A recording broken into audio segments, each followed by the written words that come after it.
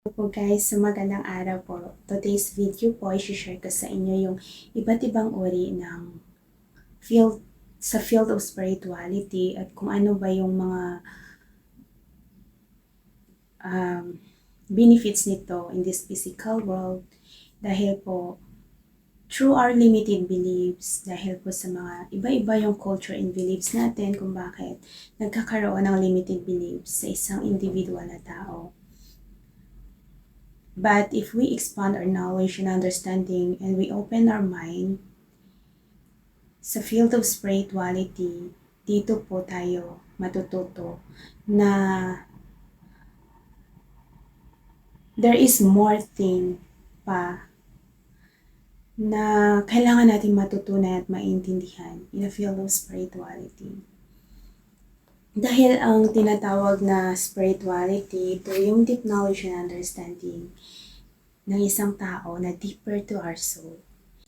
Our system belief is depends kung saan tayo lumaki at kung ano ang itinuro sa atin ng ating mga kanununuan na ginaya na po natin sa ngayon. Kapag ang isang individual na tao ay lumaki sa city, actually wala masyadong kababalaghan doon dahil ang gumagawa ng kababalaghan doon ay kapwa-tao din. Pag nasa province ka lumaki o yung nasa bundok ka masyado lumaki, marami pong kababalaghan doon. Yun yung mga mahirap ipaliwanag pero nagaganap siya. At doon marami ka talagang mai-experience doon, lalo na pag mga kabilugan ng buwan. Marami talagang kababalaghan na nagaganap sa mga lugar na yun. Kaya yung paniniwala natin ay iba-iba. In a deep knowledge and understanding in the field of spirituality, meron po tayong different kind of parang passion natin individually. Meron po tayong healer. So, dalawang uri po yung healer natin. Yung isa based sa physical body, yung isa is energetically. Sa physical body, ito po yung mga individual na tao na may mga karunungan na kaya nila magpagaling ng mga iba't ibang karamdaman gamit lamang yung natural na mga pamamaraan dahil ang ginagamit nila it's all came from nature. Ito po ay gumagamit lamang sila ng mga halamang gamot, halamang dahon, at kung ano-ano pa dyan na kaya niyang pagalingin ang mga tao na may sakit, lalong-lalo na po kung naniniwala ang isang tao na mapapagaling siya nito. The highest energy or the highest above all us is God. God, after that, meron yung mga angel, kumbaga, angel galactic federation o mga yung mga spirit na they are based in the outer space.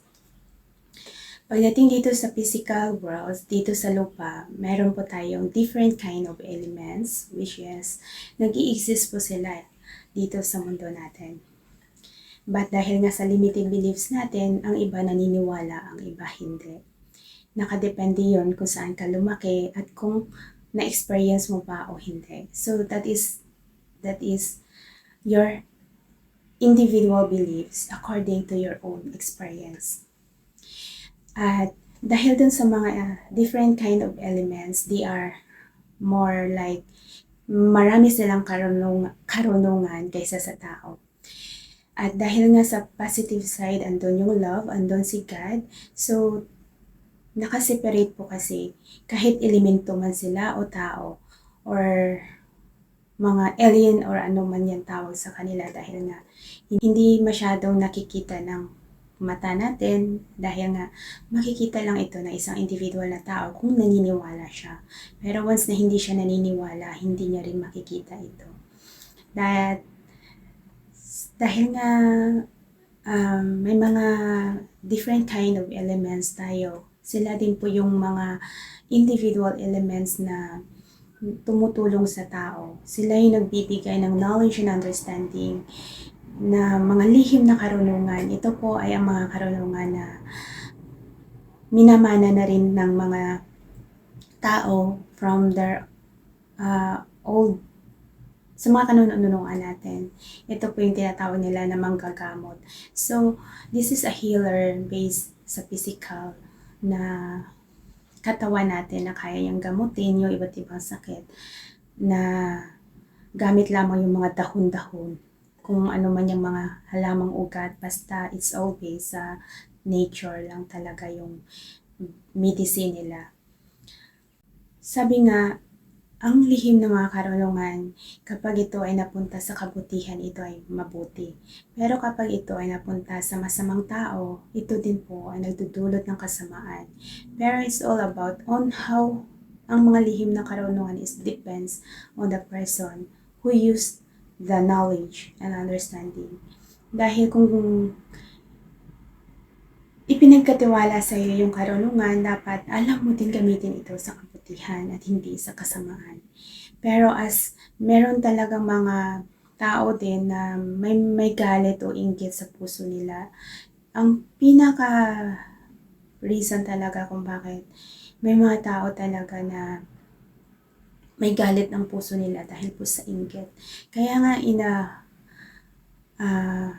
sa mga banal na kasulatan, sinabi nga ni God pa, dapat wala po tayong inggit sa puso natin dahil inggit talaga yung pinagsisimulan ng galit o ng kasamaan ng isang individual na tao kung bakit nakakagawa ito ng hindi maganda sa kapwa niya. Kaya, kung mapapalitan sana natin yung inggit na yon ng satisfaction and to understand yung blessing na meron tayo, ay maiiwasan na po natin ang magalit o makakagawa ng hindi maganda sa kapwa natin. So, the second healing is based sa energy. May mga tao na marunong sila sa field of energy on how to heal energetically. Ito po ay nakabase sa prayer and sa mga meditation. So, energy healer po ito. Pero bago na ma-receive na isang individual na tao, yung healing is, kailangan niya muna i-allow yung sarili niya to accept the energy sa soul level niya. Kasi ang energy healing na yan ay nagbe-base lang talaga siya sa soul level natin. Ang pinaka-function niya talaga is doon siya sa soul level ng tao. Kaya, kung alam natin yung mga password, right password, we can receive different kind of energy healing to ourselves kung willing po tayo to receive it. And when we learn to allow ourselves to receive the energy for our own healing energetically po, sa soul yan po nakabase. At meron din po tayong dahil nga po, marami na po yung mga tao na natututo sa mga ganitong paraan. Na ito kasi na pwede mo to pag-aralan. Dahil meron na rin nagtuturo nito dito in this physical world. So, yung mga iba is on how to read energy. Kumbaga, we are all in different na kakayahan. That is our own gift. So, we can read energy. May mga tao na ganon. They can see a future. Parang kaya nila mag-predict. Ganon. So, actually, meron tayong mga card reader. So, ito po ay nakadepende rin po kung ano yung purpose nila, kung bakit sila nagre-reading. So, through the card, kaya po nila ma-read yung energetically. Yung parang to protect. Sometimes, kung tapos na, kaya nilang mahulaan talaga yung nangyari dahil tapos na. Pero kung sa near future, parang prediction pa lang siya. Hindi 50-50 pa siya kung magiging totoo o hindi. So parang ito po ay mga guidance lang po natin in this physical world.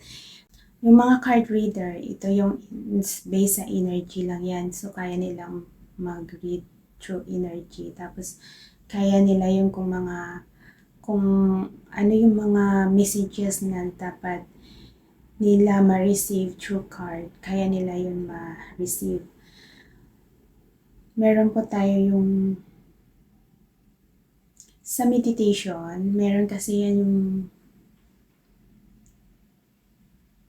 sa hypnotize, yung nagpapasapi para magkaroon siya ng karunungan, yung parang wala sa sarili niya, yung parang pwede mo kasi through rituals kasi pwede kang magpasapi at wala ka sa totoong sarili mo pero nagsasalita ka, you giving a knowledge and understanding na tulog yung physical na katawan mo. Parang wala, yun nga, hypnotize po tawag doon. Parang nagpapasapi ikaw. Tapos, meron din po sa field of spirituality. Kasi sa ritual kasi na tinatawag, may mga tao talaga na marunong sa mga ganun.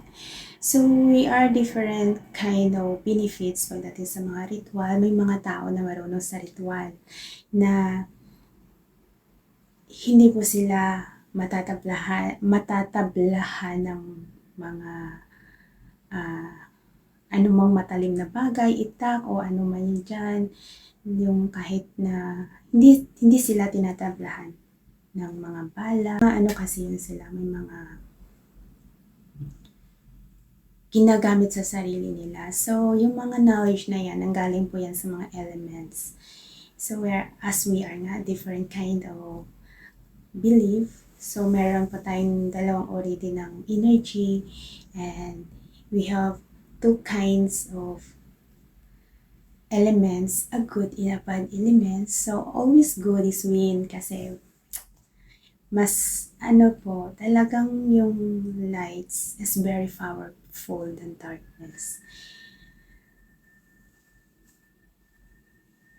Kung bakit itong dalawa laging nagtatalo, laging naglalaban dahil po a love o yung mga positive energy, they always want a good things para sa tao. Pero minsan, yung tao kasi naliligaw din ng landas. Kung bakit binigyan tayo ng freedom of choice kung saan gusto natin. Ang freedom, ito po ay ang nakabase lamang sa physical world natin. Ito yung nagsisit free sa atin in this physical world. Ang free will kasi na yan, nakabase yan sa soul level natin, yung function niya. So dahil nga marami na po tayong mga karunungan dito sa physical world, na minanamana na po yan galing sa mga kanununuan natin. At kung bakit yung mga impossible ay nagiging possible. Kapag na-expand po natin yung field of spirituality, is more, parang magic talaga siya kasi marami talagang kababalaghan na nagaganap once na ma-explore mo siya. Pero each of us nga, iba-iba yung kakayahan natin, iba yung mga gift natin sa sarili natin when we know how to appreciate our own blessing and to be true to ourselves. So dahil nga marami na po yung mga tao na mga ganyan in a field of spirituality, kung bakit nung pumasok ako sa field of spirituality, yung kinuha ko ay ang love. So ang love is all based sa heart chakra ng tao na you need to understand your deep feelings and you will base to your heart. You need to understand the feelings in your heart. Doon mo maintindihan yung mga energy at ito is all about our life in this physical world. How does the love make you change? Ito po, I love. It's all about love lang talaga. So, sabi ko kay God, God, ito yung pipiliin ko dahil nasa twin flame ako and I want to explore the word love. Kung ano pa yung mga benefits na makukuha sa salitang love. Dahil each of us, actually po, we are all unique. But dahil nga sa parang wala tayong focus sa sarili natin kung bakit hindi natin nalalaman kung ano ba talaga yung gusto natin sa buhay. Kung bakit nakalimutan natin magiging totoo sa sarili natin on how unique we are. Kaya dahil nga pumasok ako in the field of spirituality, I want to find my own uniqueness. That's why I choose love as my major in the field of spirituality dahil alam kong wala pang kumuha ng ng course o wala pang kumuha ng love para ma-explore yung buhay natin in this physical world and how to use the love in a field of spirituality. Kung bakit ay dito ako natuto lahat, and to expand my knowledge and understanding is all about love because it's all based sa heart chakra natin. And kailangan kasi pag nag-heart chakra yung focus natin, it all based sa feelings natin. To understand our inner feelings, inner reality, and outer reality. So, ang inner reality natin, ito po ay tinatawag pag sa field of spirituality, ito tinatawag nila yung inner matrix and outer matrix. Yung matrix na yun lang naman yung mga reality natin is physical world. But if you are in a field of spirituality, you need to understand every word and every deep meaning of that word. Kasi nga, hindi mo nga maintindihan ang isang salita kung hindi mo nilagay yung sarili mo at the same situation. Kaya kailangan mo mapagdaanan every situation to understand the deep meaning of the word. Dahil you only understand the feelings, the true feelings when you are in the same situation of a person. Kaya we could not judge other until we don't put our own self at the same shoe. Parang that is the different kind of knowledge and understanding in a field of spirituality, which is puno ng kababalaghan at mahirap ipaliwanag. Pero once we open our mind to receive a knowledge and understanding, the day will come na mas maiintindihan natin lahat ng iyon by our own self.